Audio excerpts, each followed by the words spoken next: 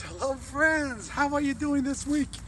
Here's what I want to tell you, my friends, on this beautiful Friday as we get ready to welcome Shabbat. There's a beautiful moment in this week's Torah portion when Jacob is lying on his deathbed and he's about to say goodbye to his beloved son Joseph and his grandchildren Manasseh and Ephraim.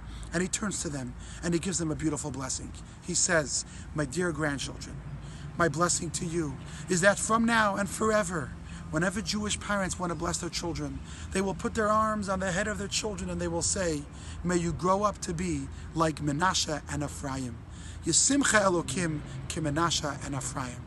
And I always wondered, why is it that the blessing that Jacob gives his grandchildren is that all Jewish children should be like them? What about himself? What about other great righteous Jewish leaders that we had throughout the generations? Why don't we bless our children to be like Moses? Or be like our mother Sarah? There are so many wonderful, amazing, righteous Jewish souls that existed throughout the generations that they are also great role models for our children. What is it that is so special about the grandchildren of Jacob, Manasseh and Ephraim, that Jacob wished that all Jewish children should be like them? And my friends, there's a very, very powerful lesson here. And open your hearts and listen closely.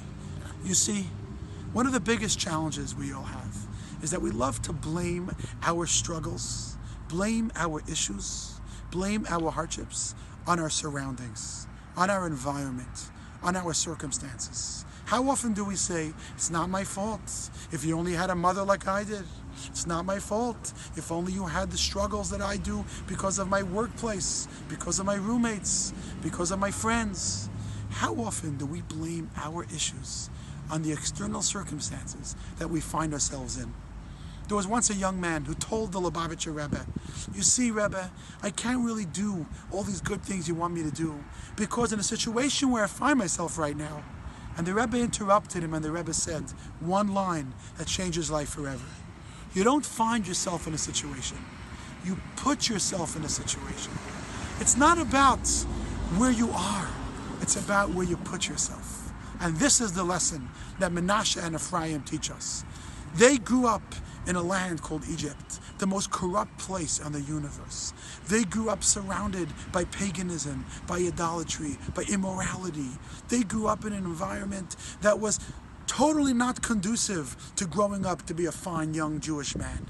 And not only did they thrive, not only did they survive, they became a light for all those around them.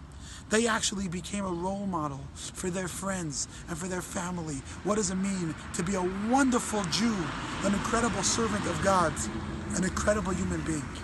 And that is why Jacob blesses each one of us and our children, that we should have the courage that even if we live in a place of darkness, even if you find yourself in a time of tremendous difficulties, you have the power.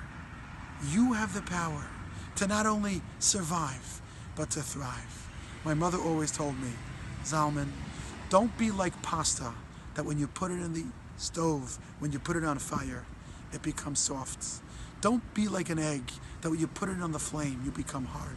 Be like the coffee that when you put it in the water, not only it doesn't become soft, not only it doesn't become hard, it actually transforms its surroundings and turns the water into a delicious aroma. This is the lesson that Jacob teaches us on his deathbed. Be like Manasseh and Ephraim. Transform your surroundings. Take the darkest moments, turn them into light, and recognize that even if you're stuck in Egypt, you can turn Egypt into the holiest place on earth. Shabbat Shalom, and make this week a week full of light.